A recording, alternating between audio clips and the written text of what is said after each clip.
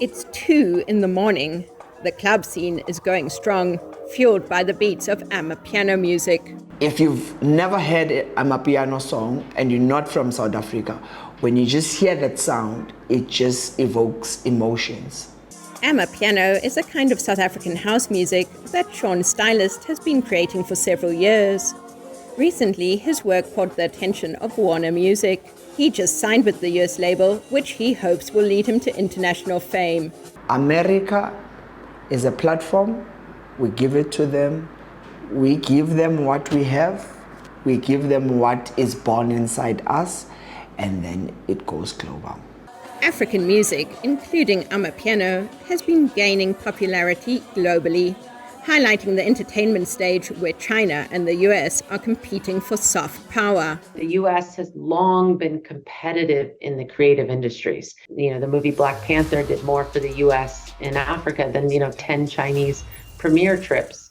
China has dominated investments in the continent's internet infrastructure and mobile phones.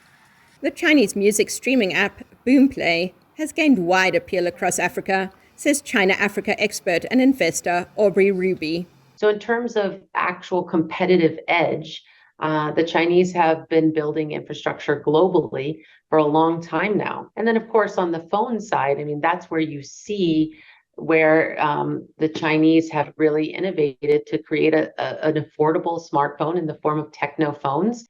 This ecosystem allows US businesses to invest in the artists. It is the record labels. It is Netflix. They're doing it because Africans are producing amazing global content. Investments from the private sector are in line with a US presidential initiative called Prosper Africa, which aims to strengthen US-Africa trade and investment.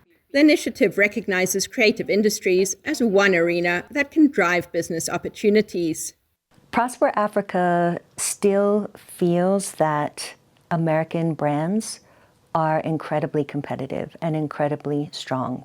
We're not really worried, in a sense, about competitiveness in those areas. Instead of competition, Ruby says the US and China are actually playing complementary roles in the music industry. It's not that, techno phones are in young Africans' hands, that it's hurting American business. In fact, it's probably more facilitating. Bringing the next 100 million, 200 million people online is massively beneficial for American companies. Regardless of whether the US and China are competing or complementing each other in the creative space, it's African audiences and artists like Stylist who are benefiting from these investments from overseas, with the hope that music will continue to grow as an African export. Kate Bartlett, VOA News, Johannesburg.